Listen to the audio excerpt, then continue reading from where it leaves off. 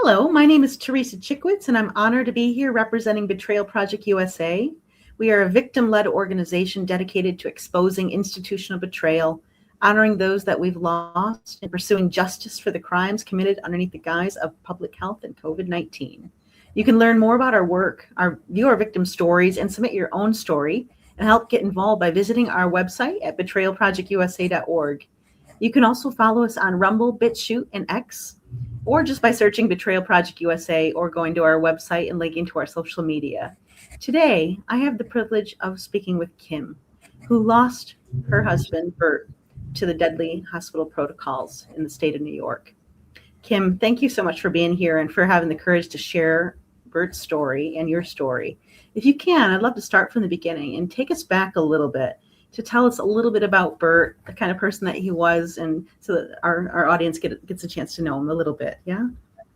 So his full name was Robert, and I called him Bert because we met originally online, and that was part of his screen name. And he said, all my friends call me Bert. And so we were together for a little over 20 years. He was my second husband. I called him Boaz as well. One time I came home from a women's retreat, and he said, was it good? This is early in our marriage. He said, was it a good retreat? I said, yeah, you're my Boaz. And he said, is that good? And I said, yes, read Ruth. But there was a lot of ways in which he gave back to me what I felt I had lost in my first marriage, in the failure of my first marriage of a husband who didn't husband me. And Bert was wonderful to me. He took awesome care of me and my sons. He was always encouraging and supportive of the things that I was doing. I was a public school teacher, and towards the end there, I had started to do teaching teachers through Nearpod and LearnZillion, and I was flying across the country doing some webinars and things, and he was so supportive and so encouraging to me. And we had lots of wonderful times together. We used to try to go away for long weekends. We didn't take big, expensive trips. We took little day trips and weekend trips. One of our favorite places was Holmes County, Ohio. This is a picture in Maumee, actually, of one of our little trips. And we would just find things to do and places to eat. He loved to eat all different kinds of foods. And I was into finding some different kinds of art things. And he would always say, oh, there's this cool statue. And we would go find it. In the last couple of years, he was involved in the Colson Center. He became a Colson fellow.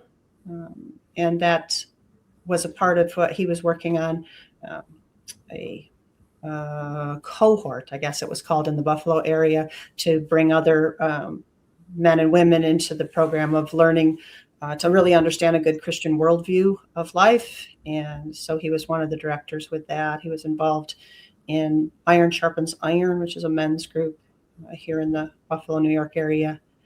And we loved the Buffalo Bandits. We would go to 13 years of season tickets of lacrosse. It was one of our favorite things to do as a family. And yeah, Robert was so generous. I mean, there were all kinds of people. So the Bandits, we used to have 4 season tickets originally. And when he got a Christmas bonus one year, he said he wanted to buy 4 more tickets and give them to people to take them to games with us.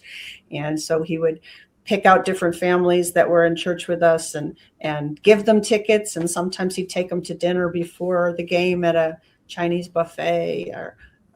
So he was sweet. He was kind. He was my big teddy bear. Wow. How long were you guys married? How long was it? Not quite 20 years. 20.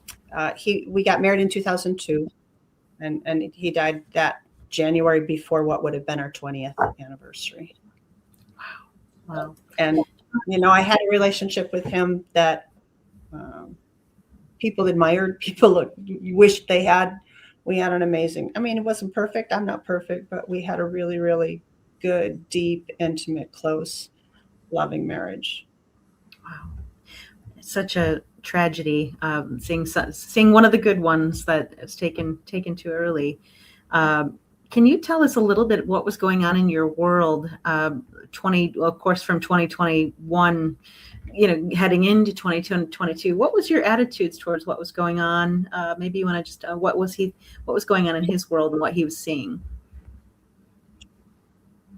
Sure. So his particular job, he worked for a company that was a distribution company for hospital products, actually. And when things started to shut down and a lot of people had to work remote, he was still working on site. So he worked through the whole thing up into a point, and so did I. Really, I was a school teacher, and that's really where we first started to try to figure out some of what we were going to do when approaching this, because as school, we all closed March, I guess, of 2019, and then that summer in New York State, almost all the schools in fall started as remote right into the next school year. But in my school, we didn't. And so in the process, we were very much against all of the authoritarian kinds of things, the you must and you have to. And so we did some research, and we had decided that that God didn't want us to get vaccinated, and that God didn't want us to participate in a lot of this stuff. We did choose to wear masks. We decided that God was saying that wasn't the hill that we were supposed to stand on, that we could do that, but we didn't wear the medical masks. We wore a fabric mask, and it was, for me, it was actually the things that I used to wear in my hair. I think they were called bandeaus, and they, would just pull them down like that, what they were called neck gaiters at the time. And that was kind of the spot where we felt like God was saying, this is what you can do to follow. Whenever there was an opportunity to, something would open up, we went to another neighboring county so we could go out for dinner. We had decided that we weren't going to live in fear, that whatever this thing was and however it was going to impact life, we weren't going to live in fear. We weren't going to live in fear. And my husband did have some health problems. He had diabetes for many years, and we looked very carefully at the drugs that were being talked about and saw how dangerous they were for the kidneys. And so right from the start, he wanted no part of the remdesivir. And we were reading things that the ventilators, my parents were a part of the people who were afraid. They were older, of course, and that was a bigger piece. And they were like, Dad wanted to sign on him at, I'm 82, but I want a ventilator, and we were on the opposite of that. Like, we don't want any part of that. That's not going to help. It's not going to fix anything. And when the school year started, the first year I went to work full-time in person in my school. And through that year, there was some talk in New York State that certain times there would have to be testing in the schools. And in my school, we never had to test. We were in a small rural county. There were people that did test. There were people that got vaccinated, but there were no you must.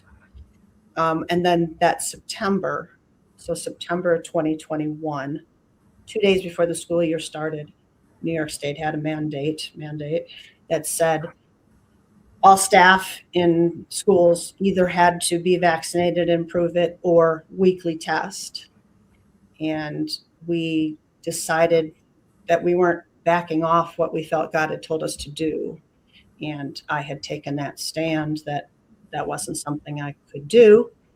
And 3 days into the school year, I was told to go home. And I didn't have a job. So we were in the midst of all that, trauma and figuring that out. We had just bought a new house in order to bring my parents to live with us. So there's a lot going on for us. He ended up having to work remote because the company that he worked for closed their Buffalo area. They said you can still have a job, but you're going to be working for South Carolina or North Carolina placement, so you have to work remote. All of that going on, and then I got sick, and I was the first one that got sick. Okay. December 2021, was it? Yeah. Yes. Yeah. Yeah, December 2021. Yeah. So I think people they used to call it the double. Yeah. The what?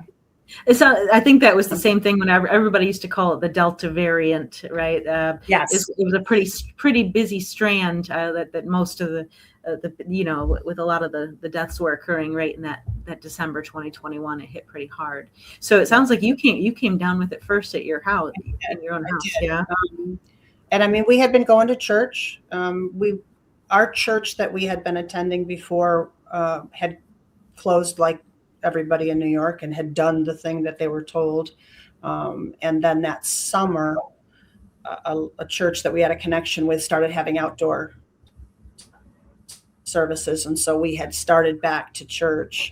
And all throughout, the rest of this time, once the summer was over, they continued to meet. They went inside. And so we were out and about. I was at the grocery store but I wasn't allowed to work. And I went to the dermatologist that day, and I swear that's when I got sick. It was by that evening. I had a horrible migraine, which wasn't new for me, but it was different. And I got sick, and I got sick fast and hard. And he took care of me. Mm-hmm. Again, we weren't going to live in fear. So he didn't send me to a different room, and he didn't avoid being with me. We slept in the same bed. We said we're not going to live in fear. We're going to trust God to Mm-hmm. get us through. What did you guys talk about, like a plan? I mean, you may have in New York, remember they were given pictures like the hospitals are full. They had to set up all these, outside hospitals or additional beds. But when it actually said a lot of them were quite empty, what were you guys thinking about a plan? Or did you talk about that at the time? Sure. So to start with, we got to know a woman that was working outside of the system, Dr. Linda. She had been in the emergency room setting for a hospital. And when the New York State first round of mandates came out, it was to the hospitals. All the staff in the hospitals had to be vaccinated, and she refused. And she left and started a private practice. And when I started having this problem with the school and them saying I had to test and all that went on with that, I was looking for a doctor who would understand the position we were taking and support us, and also would treat us if we got sick. I was afraid for my parents if they got sick, and so we heard about her. I heard about her through a local freedom group, I guess is what we would call it, and got in touch with her. And I went and saw her once. Robert went and saw her once. And my dad actually went and saw her once, but it meant we got on her list, and she was willing to treat people at home if you got the virus. And so she had said that she would be able to prescribe the medications that would go in the nebulizer. So we got a nebulizer, and that she would be willing to prescribe ivermectin, and she could get it for us if we couldn't get it. And that was our approach. We were going to call Dr. Linda. And so when I got sick, we called Linda. She prescribed the medications, and there's a compounding pharmacy about a half an hour from us who was willing to fill prescriptions for the ivermectin. And also she put me on a steroid and I think bumetanide, but that might not be right. She put me on another drug in the inhaler.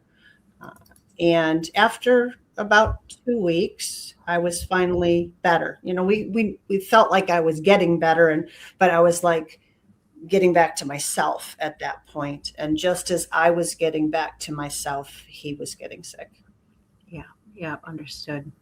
And so the things that were helping you at home, if you were to attribute, what would you say is the biggest things that helped you at home for yourself? Yeah, that you were leaning on. Well, yeah, of the three things that she gave me, which were the steroids, that she put me on a steroid, and the two things that were going in the nebulizer that helped my lungs, and the ivermectin. I mean, we really felt with what we had studied and learned that this was a medication that would help to fight it. And so yeah, those were the things, and the fact that he could take care of me, like he made sure that I got soup and that I drank water and that I took the medication and that I took my vitamins. We were taking a couple different vitamin things as well. I don't remember their names anymore. You kind of put some of that out behind your thinking once you're Yeah. through it. But there were a couple of things that I think it was Dr. Zelinsky at the time that had a method out there of certain kinds of vitamin support that would help you fight it off if you got it. Hmm. Hmm. And Yeah. so after you were starting to recover, though not 100% yourself, but you were on the right, you were recovering, you could tell you Right. were on the right track to recovery. And then he came down with it. And then tell us a little bit now entering, let's just call it, from that phase that Right. led you to have to go to the hospital. You want to talk a little bit about that? Yeah, and we had decided that we weren't going to the hospital, but that we were going to trust Dr. Linda. And that was huge. That was kind of like she was Christian, and we had decided that she was somebody God had led us to, and that we could trust her to help us make good decisions. And so we called her on the morning of Christmas Eve when it was clear that Robert was getting sick, and she prescribed the same things that she had prescribed for me, but we couldn't get them filled because it was Christmas Eve.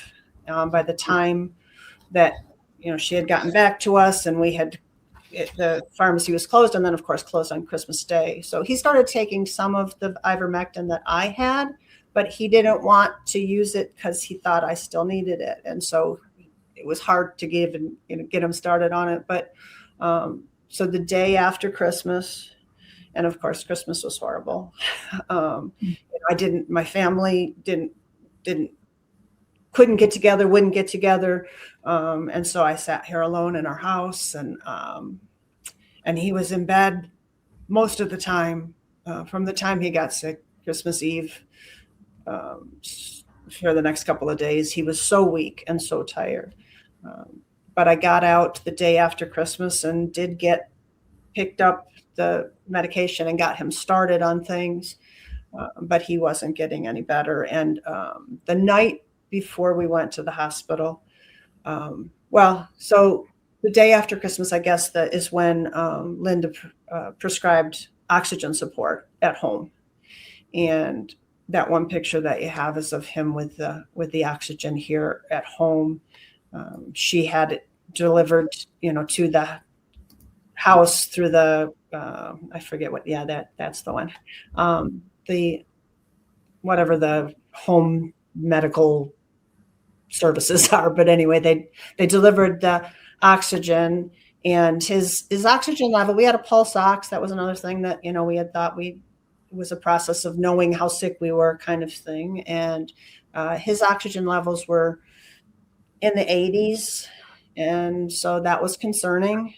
And Linda prescribed the oxygen and support at home, and it really didn't do anything much for him. On the night of the 27th, the morning of the 27th, he had some energy, and he seemed like he was going to be okay. And he even went, it's a silly thing, but he went down to the basement and he got this confetti cannon that he had planned on doing, and he popped this cannon at me, and all this tissue paper went all over, and we laughed, and it seemed like, okay, we're going to be okay. And we spent the afternoon watching 2 movies together, and I'm so glad that I just sat with him that day, because that was really the last time that I was able to just be with him.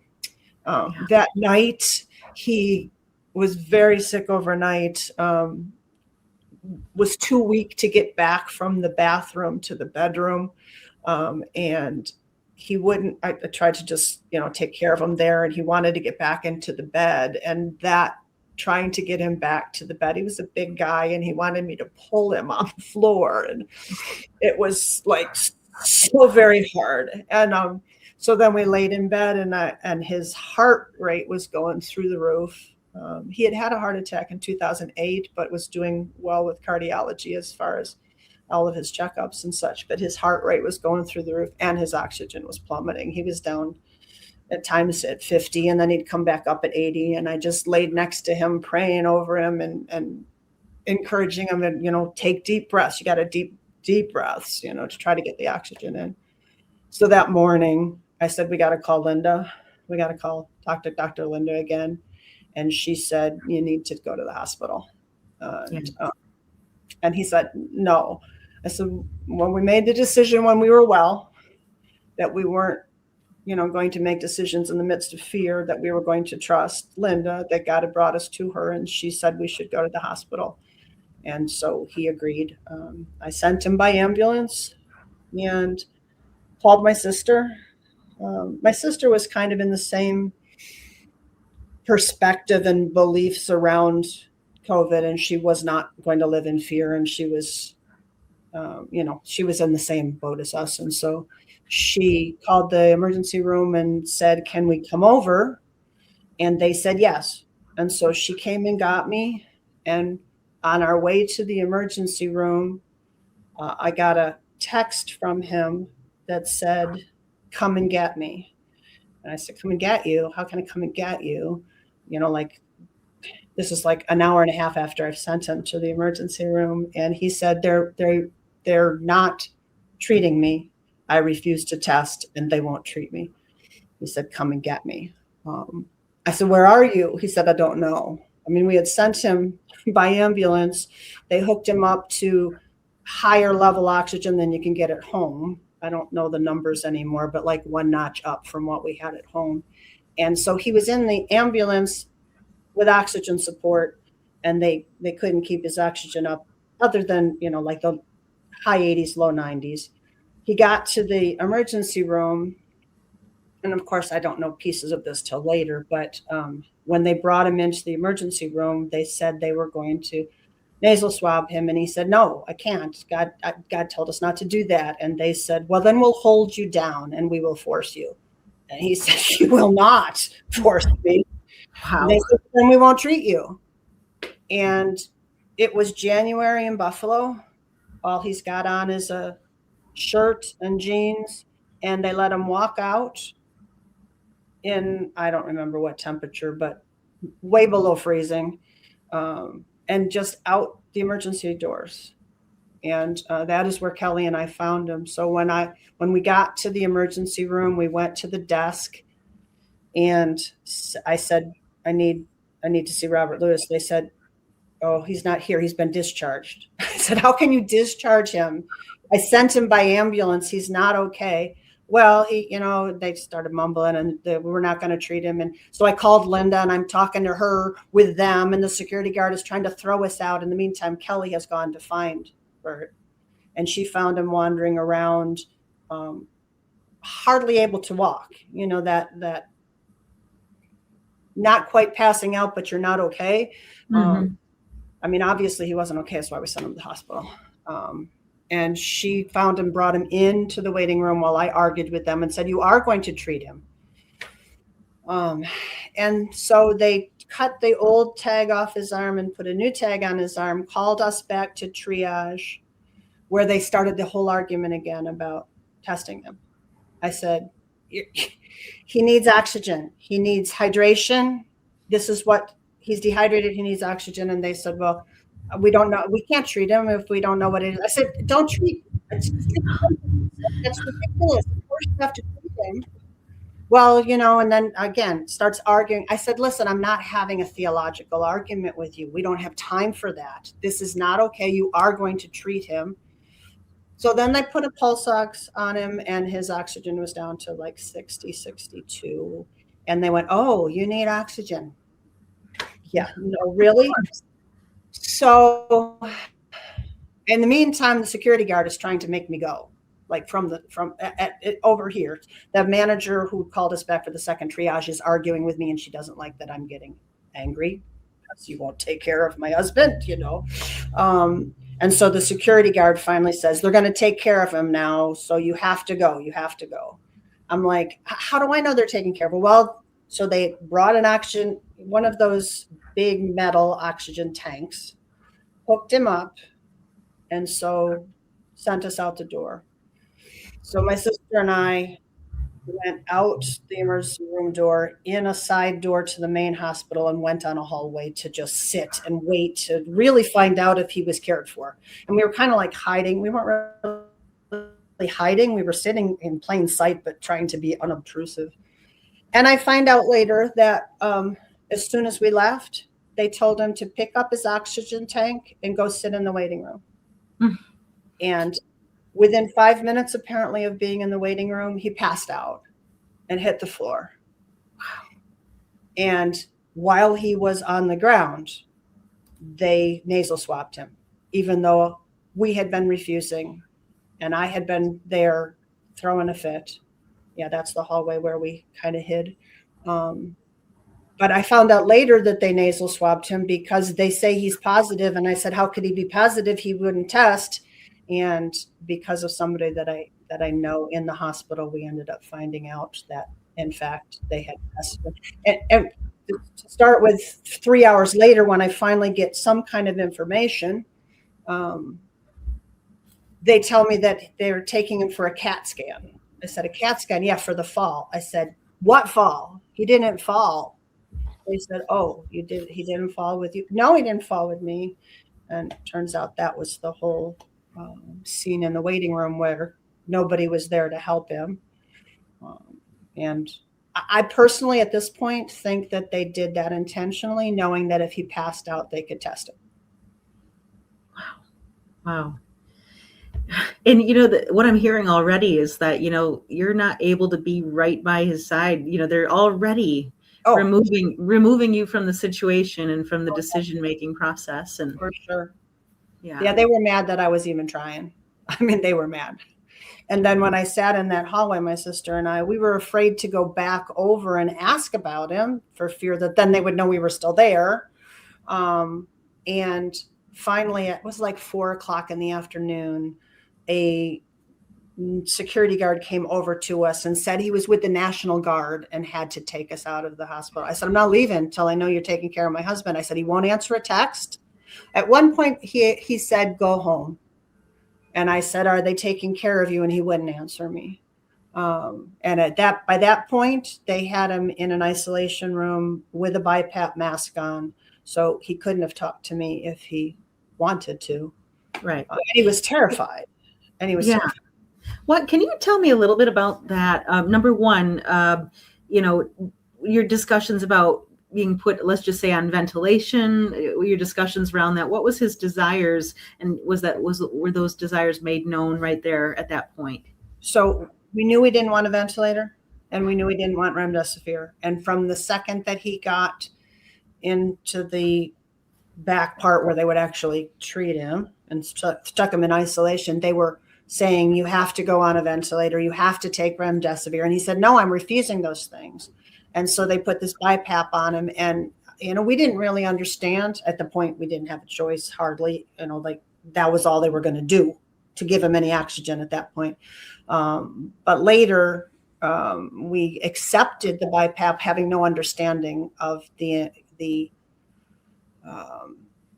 fact that it would become something he was dependent on. We did. But he was vehemently refusing remdesivir and ventilation, and they didn't like that. That wasn't, what they wanted. And so they left him alone for hours and hours in that emergency room, isolation room, and weren't talking to me either. Wow. So instead of kind of tailoring an individualized care plan for this individual who's very different than everyone else, it sounds like they were just following some sort of set orders or plan that they had. For sure. And if you didn't want to do what they said, then they just got mad at you and didn't want to do anything with you. Yeah. And you had a consult at that time, this external Dr. Linda as well, who was helping to advise on the situation. And what was their attitude about her being involved in the situation as well? Oh, they didn't want anything to do with her. And he kept saying, call my wife, call Dr. Linda, call my wife, call Dr. Linda. And they told him they would, oh yeah, we'll do that, kind of thing once in a while. But once he got placed from the emergency room onto the COVID floor, I was able to, after the National Guard threw me out, he told me, he said, call the number that's on on the card they gave you. I said, they didn't give me any card. He said, they didn't give you any card about how to get in touch with the emergency room. I said, no, they didn't give me anything. So he went and got that for me. So I had how to go about getting information. And so that's when I started to at least be able to get something by every time I called. And so they told me they were moving him to the COVID floor. So my sister and I went home that night. The next day, when I start calling the nurses station and start talking, they told me they weren't giving him any treatment for anything because he wouldn't see the infectious disease specialist. I said, what do you mean? So what? You know, you need to get him vitamins. You need to get him hydration. You need to get him ivermectin. And, oh, we can't do ivermectin. No, we don't even have it in the pharmacy was the first answer that I got, which turns out to be a lie. But then, and then they said that we can't do anything for him because he won't see the infectious disease specialist, and that's who needs to make the decisions. And I was able to get a hold of Robert with his cell phone at that point and talk to him. And I said, listen, just let the man in the door. You can keep saying no, but at least if he comes in the door, then they can't use that as an excuse. And so I can say, and I and just tell him the same thing. Tell him, talk to Linda, talk to my wife. Yeah. Yeah. Wow. So at this point, and knowing a little bit, taking a step back about his character, he had a pretty strong faith, just from what you've already described and knowing a little bit about your story. Right. And so being in this situation, you know, he was really, number one, well, he was trusting that the people around him were going to do him good, you know, that they were going to do good, help him. And so they were trusting that. They were also he was of course trusting in God to help in the situation.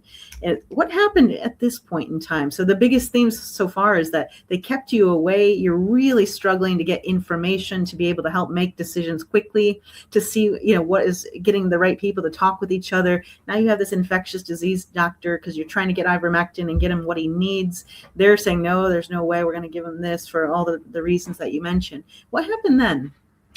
So right from the day after he was admitted, I started spending every day at the hospital in this space that was between the actual hospital and the parking ramp. Because at this point in New York State, they had closed down the hospitals to anybody, really. I mean, you couldn't visit anybody even if they weren't there for COVID. You could not come in the hospital. And so this space, and again, we're in January, this space was somewhat warm. It had those couple of benches. There was a couple outlets on the side, and I would spend the day there calling the nurses' stations because at least I felt like I was close to where he was.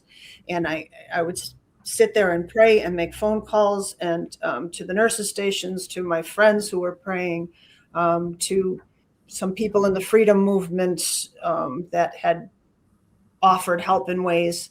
And eventually they would answer me somewhat. That was when I came up with the plan from Linda that I needed to get the ivermectin that she had prescribed into him somehow. And she said, like, stick it in a card and send a card upstairs to him. And I said, he's wearing this mask, and I said it would be like 8 pills for 3 times a day, because the compounding pharmacy made the ivermectin. So in order to have a large enough dose, it was capsules. And it was something like 8 capsules 3 times a day. And I don't know how I would get that in there and how he would swallow that and how he would do that with this machine. And so I came up with the plan of opening the capsules and putting it in iced tea that he liked to drink. And Linda said that would still work. And so I made these things, iced tea, and I made him a card and put other things to encourage him. I put some Bible verses on big print so they could put them up in his room. And so this would be day 2 or 3. I went to the hospital with this bag and I said, you need to, take this up to him. And then there was a fight to even get this bag to him. And that's another whole ridiculous story. Finally, he got it. And so I knew he was at least and we were afraid to talk about what we were doing. So I didn't want to actually say. So I'm like, your special tea, you really need to drink this special tea. Um, and yeah, so every day I was calling, and the primary care doctor at that point was a woman. And I was saying, he let the infectious disease specialist in, now prescribe these things. That is what Linda wants and what we want. And oh, no, we can't do that. I had some people talking behind the scenes to some connections. And this woman ended up saying, oh, we've got her handled, to somebody else, not to me, but to somebody else. So that was their perspective on what we wanted. It didn't matter. Yeah. Either you do what we want or you get nothing, really.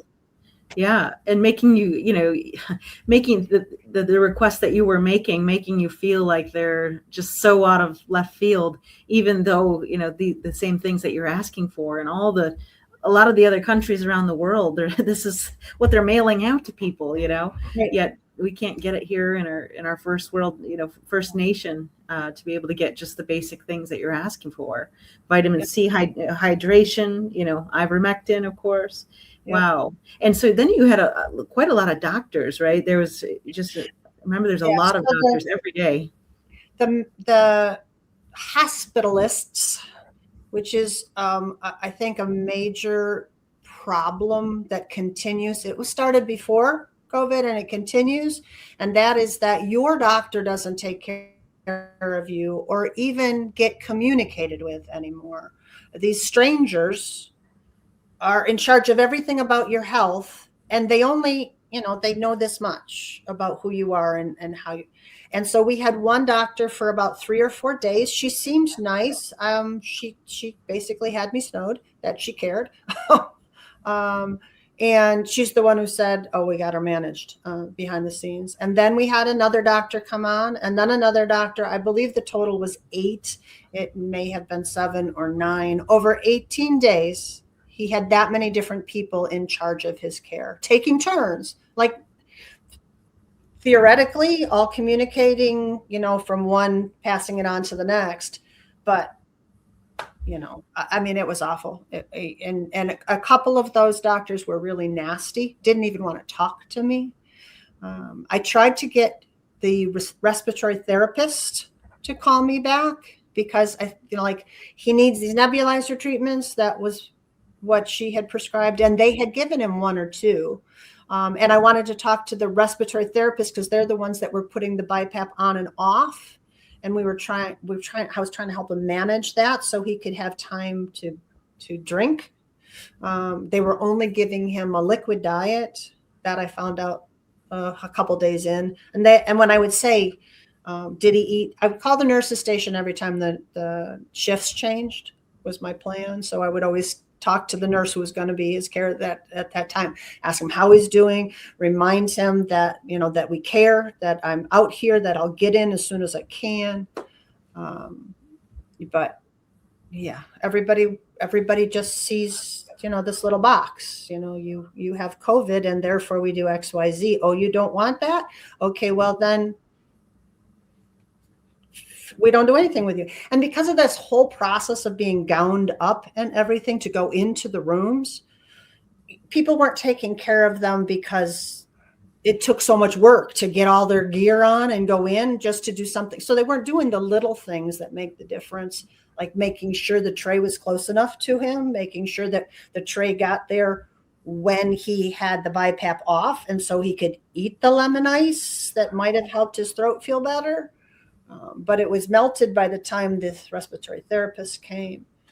And nobody would talk to me but the nurse's station, and only the nurse. And I could get a doctor to call me back, but like I said, most of them were not interested in who Robert was or who I was or what we wanted. Mm-hmm. We just wanted to say, he's very sick. Like basically from the beginning, they were saying he's going to die. They didn't use the words, but that was eventually they used those words. But wow.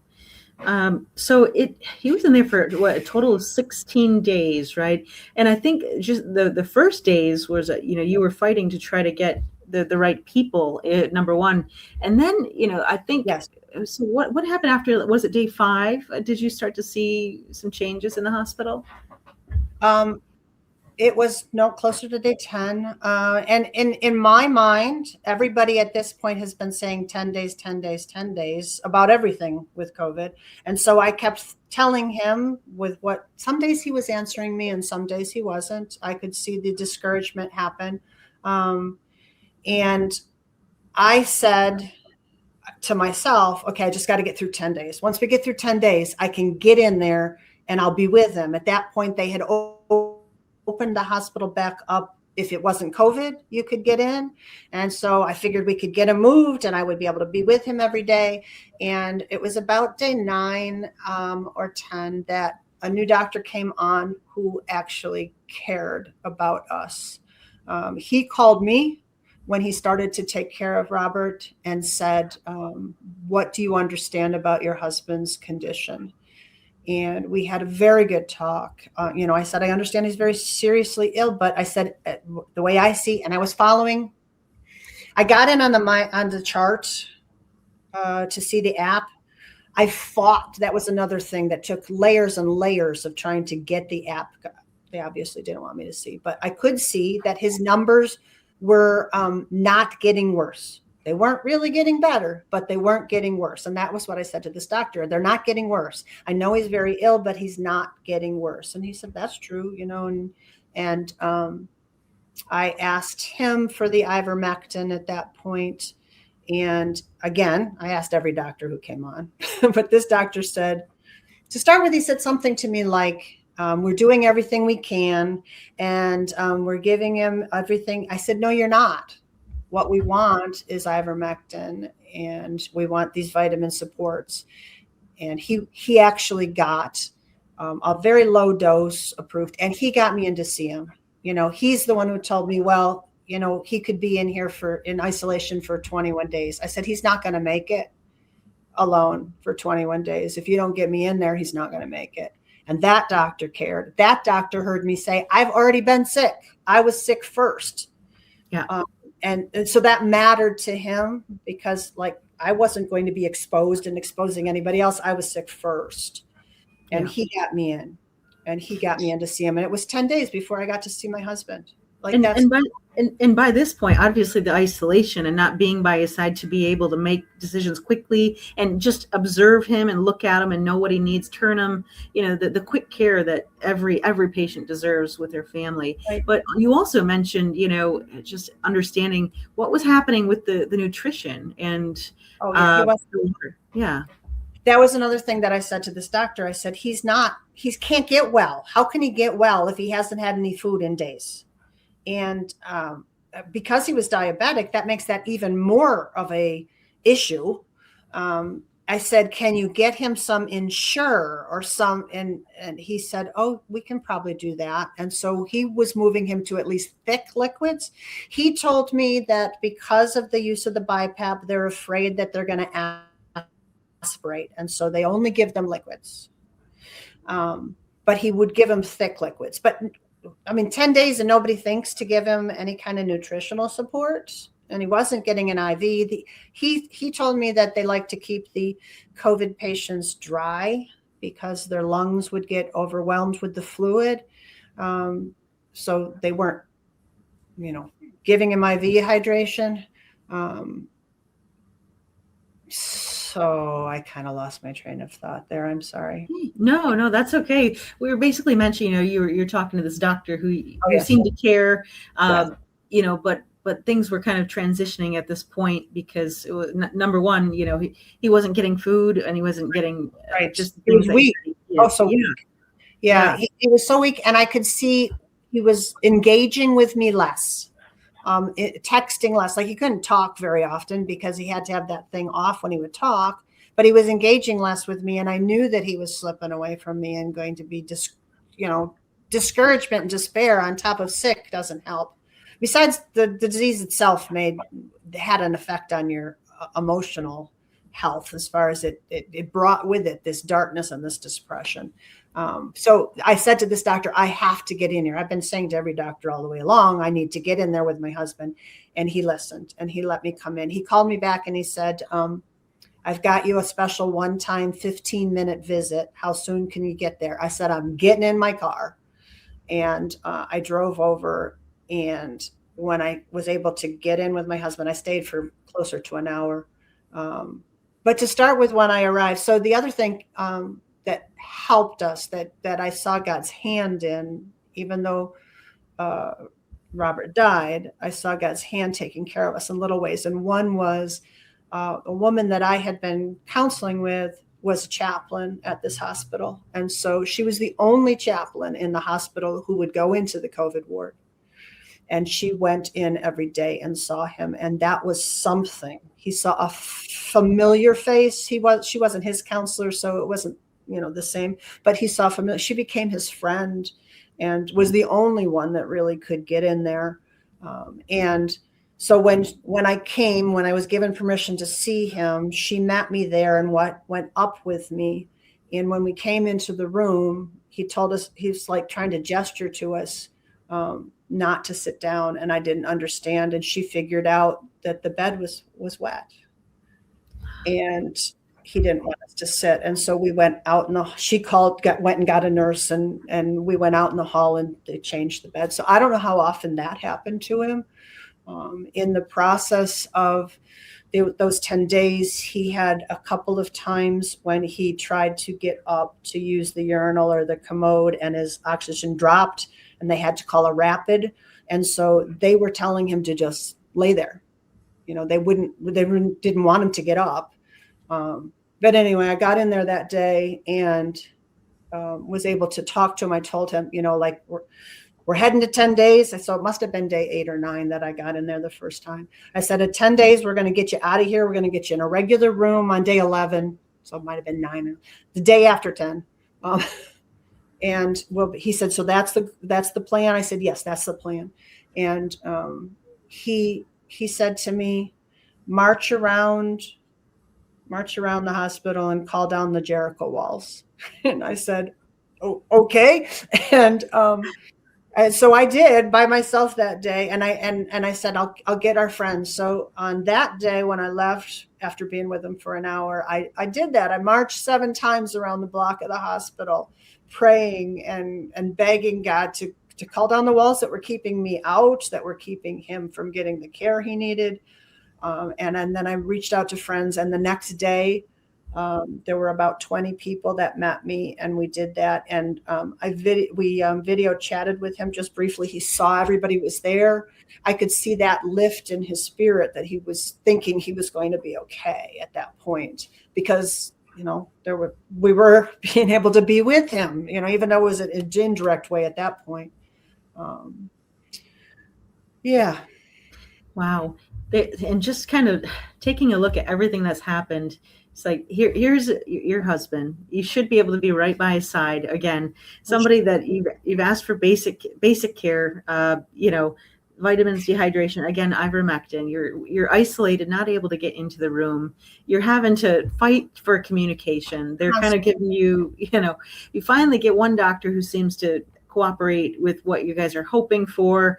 And then, it seems like after day 10, things start to kind of take another turn, right?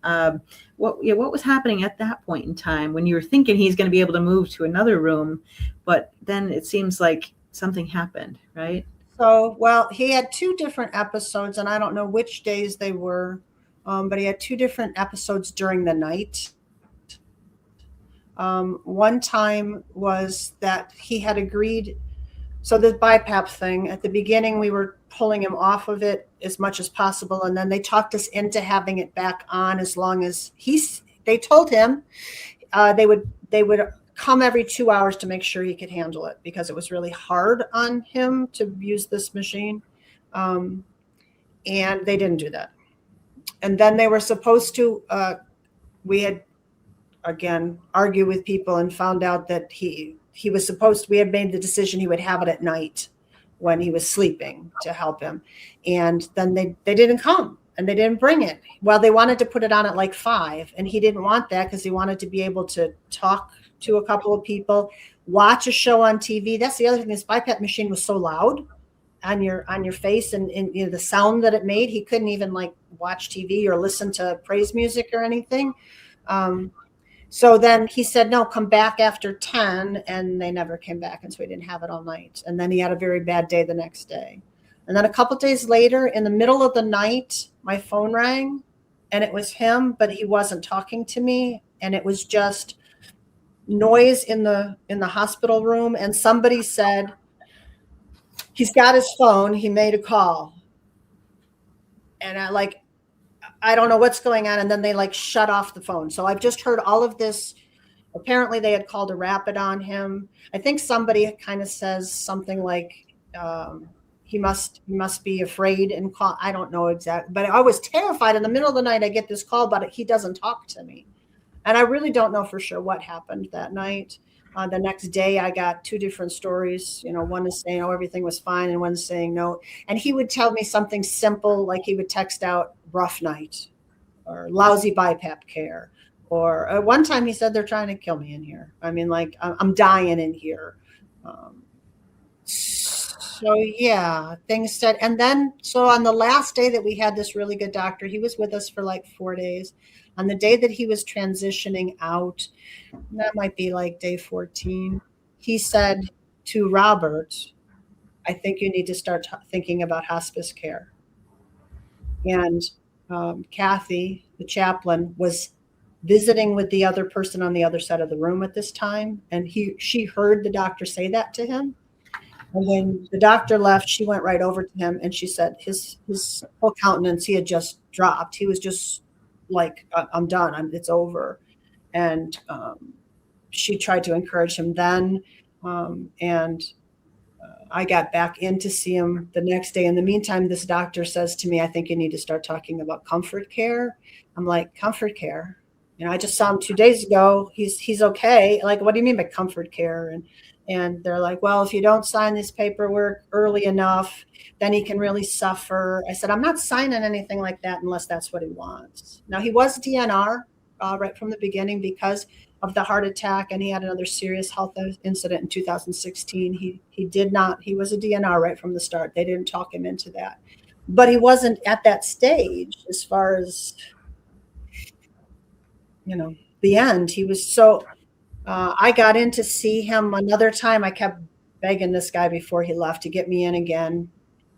By this point, we had the palliative care director involved, which again was something I didn't understand why we were talking about comfort care and palliative care. But she got me in to see him, and I started talking to him, like, are you okay? What do you want? What do you need? He wanted more pain medication. He said he wanted the button. And again, we're doing this symbolic thing because he can't talk. He's got this thing on. And I didn't think of it at the time, but later somebody said, did he ever have a morphine pump before? I said, yes, he did when he had a bowel obstruction surgery. So he wanted to be able to have some control over getting the pain meds. He said, he gestured to me a couple of things, and basically the gestures ended up that neither his mom nor this good friend who had died were here at his bedside. So he wasn't done. He wasn't going to heaven yet. And he was like, he did like this for a J, for Jesus. He's like, Jesus. I said, yes, Jesus is going to help you. And he's like, Jesus and me, like, we're good. Like, at one point he said, Jesus, ta-da. I'm like, yes, Jesus rose from the grave. He's resurrected. He's like, no, ta-da. And I figured out that he meant Jesus was going to heal him. He was going to do a ta-da for him. And I asked him if there was anybody else he wanted to see, if I needed to get somebody else. He said he wanted to see Pastor Mark. And I said, well, he's here. He said, if he can handle it. I said, he's here. And so then we fought to get his pastor in. So Robert got some things that other people didn't get, but he didn't get what he needed. I mean, a lot of people didn't get anybody ever in there with them at all during that whole time. So it seemed, you had mentioned some timeframes that the hospital is starting to speed things up or notice that you're approaching a window period, right, of 21 days, or there was some time frame that they were really worried about. You want to talk about that, about what happened towards the end of the care there? So I don't really know what was happening. That's part of it. But, they were starting to talk and try to talk me into comfort care because, as he continued to decline and get weak, he was in pain. And they gave him a little pain med, but then they said, well, we can't give him more unless you sign this comfort care stuff. I'm like, I'm not doing that unless that's what he wants. So that day that I got in and he was like, no, no, I'm good. Me and Jesus are good. That was like, I don't know, day 15, 16.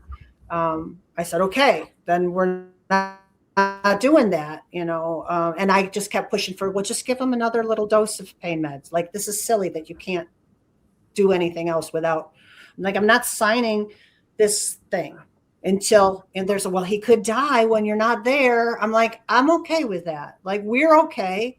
I don't think that's going to happen. But if it does, I would rather he died without me than that I signed this paper that you took his life. That's right. That's right. So I was at peace with that. He was at peace with that. And at that point, he was just exhausted and weak, but otherwise he was himself. But the next night, he had a heart issue overnight. And so on day 17, when I saw him, he was maybe at day 18. That morning, he was not himself. And I did agree at that point to comfort care. But even how that went, they said they wouldn't do anything till I got there. And then when I got in the room, the BiPAP was, off his face. He was in distress, clearly. And I said, oh, okay, I'm ready for you. They, oh, we already did that. I'm like, what do you mean you already did these things? And I was able to be with him. I was able to have my chaplain, my pastor, and a very close couple with me. But they kept telling me no. But I kept saying yes. The palliative care person said I can have somebody, and we're going to. The chaplain, Kathy, my friend, said, everybody knows your name here. He said, you're doing a good job. You're advocating for him. Nobody wants to deal with you. That's a good thing. Because I wouldn't go along with their crap, I'm sorry, I shouldn't have said crap. No, it's, the thing is that, we have to fight for what's right, because, the hospitals are now set up to follow just their own cookie cutter procedures. They're not tailored to the individual situation, the individual, person that this is dealing with. So, Yeah. So unfortunately now, so you're at day kind of approaching day 16, after everything, you got to be with him. His pastor was there. What kind of happened in that final day there? I took a day off of pushing my way into the hospital, and I got in the next morning with my first son got in the same day that the pastor got in, my younger son and his wife. But we couldn't get a hold of Joel that day. And so I gave it a day, figuring that Robert needed to rest too. And the next day, it's actually day 18, I guess, the day he died, Joel and I got in the morning. And that was when I saw that he wasn't okay anymore, that he wasn't himself anymore, that whatever this heart event had damaged his heart in a way that, he was there, but he could hardly communicate with Joel at all. He was conscious, but he was barely able to say anything. And he was overheated. So at least I was able to put like a cool cloth on his head and fan him, do those kind of things with him. Mm-hmm. And then I went home, and that was when they said, they were trying to get me to sign this comfort care thing on my way home. And I said, no, I'm not. I think that's what I need to do, but I need to take some time. I need to pray. I need to know for sure that this is what I'm supposed to do. And I'm not doing that unless I can come back and be with him. And they said, oh, we don't know if we can do that. I'm like, I'm gonna. So you're going to have to figure it out. Like I said, when I got back in, then they had already started the medications that were to help him not suffer once they took the oxygen support away. That they had really forced him up on it. I don't, late after the fact, looking back and hearing things, I realized that they pushed him into a high oxygen support and never, I knew they weren't trying to get him off, but I didn't realize how dangerous it was that he was up to that level so fast. Yeah. And it sounds like the main thing too, that, and this is, we hear a lot of stories where this happens, where, there's really no informed consent about what was being administered. They just rolled it out. I have no idea, because I wasn't consenting to, we did agree, like I said, partway into this whole thing, a few days in, we did agree to put the BiPAP mask back on. They had talked us into the fact that that would help his lungs to heal, that would be beneficial to him. But I don't remember being asked anything else. Like, that was the only thing that I remember being, and we had started, we didn't talk about that near the beginning, the second day he was in there, I found the healthcare proxy. So I knew I had a healthcare proxy from him, and I was supposed to be it, but we had just moved and I had lost it. Terrible thing to lose, but I found it and I took it to the hospital, and I thought, now they're going to listen to me. Now they're going to pay attention. Now they're going to talk to me. And I got it to the patient advocate. Silly me, at the time, I still thought the patient advocate was advocating for the patients, not advocating for the hospital with the patients, which is really how it's turned out. And she took the healthcare proxy from me, took the envelope, and apparently just set it on the desk in the nurse's station, because it was a day or two later that I had a helpful nurse who helped me get on the chart on the app, that whole process, and went and found the healthcare proxy that apparently had to go to some other department in the hospital to get in on his chart. So they should have been talking. And he was saying every day from the very first day, talk to my wife, talk to Dr. Linda, because he knew he was sick and he couldn't make these decisions. He knew he wasn't thinking clearly, that he was tired, that he was not in a good place. It really is just a tragedy of what happened. 16 days, and so that final day, of course, and then everything that happened after that, typically is a blur for the family. But it was such a tough time. So my question for you is, after that happened, what have you noticed? Maybe shifting gears a little bit, the biggest impact now from the situation on your life. What would you say? Of course, just to talk about the impact. Well, anybody who hasn't been a widow doesn't have any conception really of what it's like to lose your husband. I lost my identity. Everything about who I was had changed. I was now responsible for everything in my house. I wasn't used to. I had done a lot of the, like I did the bills and stuff, so that part at least wasn't it. But all of the, handyman stuff, the lawn mowing, and then we were supposed to be building this apartment, not personally building it, but subcontracting, building this apartment for my parents. And now I got to manage that, and my elderly parents coming in. My husband was the man of the family, because at that point my dad was 84 and had begun to decline.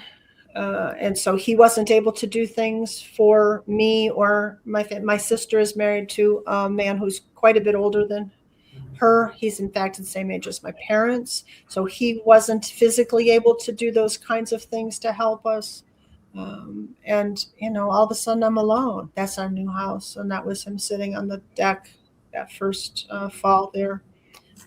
All of a sudden I was alone. And then my son, my oldest, had another mental health crisis about 6 weeks after Robert died. Of course, the stress of losing his dad was a trigger for him, and he went into the hospital. And now I'm dealing with trying to help my son without the support for me. Like, my husband and I had always said, we can get through anything. We got each other and we got Jesus. And all of a sudden I didn't have him anymore. I still had Jesus, and he was walking with me. It's been a struggle in my faith as far as understanding, okay, God, I can see your hand all over lots of little things that you did for me along the way and for Robert, and why you didn't save him. That's been a hard struggle, and I had to just kind of let go of the whys and just say, okay, here I am, God. Yeah. What do you want the world to know about your situation? If you were to tell them anything, what would you having learned what happened? What do you want them to know from your story? Well, it's funny. One thing that I did partway through this journey was I made a list for other people. I don't have that in front of me anymore, but part of it is, be the bulldog, advocate, push hard. You can't just take their word for it. You have to fight for your person, fight for the person that you love to be there to do what push back and stay strong. But bigger picture, the point of telling his story is this can't happen again. We can't allow ourselves as a society to get pushed into complying with that kind of stuff again. It's just so wrong. It's just so wrong. And if we don't push back, it'll happen again. Absolutely. And you're still such a strong advocate for your husband, and still a team pushing to ensure that everybody knows what happened, the truth behind your story, and to make sure that this doesn't happen to another person and what we can do to prevent that. If you could think about one of your favorite, just taking back in time, what was one of your favorite memories that you had with Robert? Well, you told me you were going to ask me that, and I still I guess our weekends away. I mean, any one of them. Particularly, we had a spot in Holmes County, Ohio, which is an Amish area of Ohio that we went to probably 5 or 6 times. There was a bed and breakfast there called the Garden Gate Getaway. It's not there anymore. But when we were feeling really overwhelmed and stressed and struggling with life, we would say, okay, let's go to Ohio. And we would just be together there and just do little things, go to eat at special places. And he was a foodie. He'd love to find different places to eat. And then we'd go on little adventures like, that picture there. We were at that particular place was a state park near one of the places we stayed. And that bridge picture, I've used that in at times of talking about, he's gone on to the other side of the bridge without me so far. But I know he's waiting for me along with Jesus and my son. Wow. What a story, Kim. And I'm so sorry that this happened to you and to Robert, who was such a man of faith. And that's what I think the point here is, that he went in strong, knowing, with trust and confidence in the system, and trust in, of course, Jesus and God, that, and when he got to heaven, Jesus went, ta-da! It was ta-da than we expected. Well, I'm just so grateful. I know you have a few things that you're working on as far, your story, your blog. For our listeners, where can they find your story, or where can they find more about what happened here? Well, I had a blog that I worked on about a year ago, telling the story piece by piece of each day. And the website is called According to Kim, spelled according with a K. So AKORDING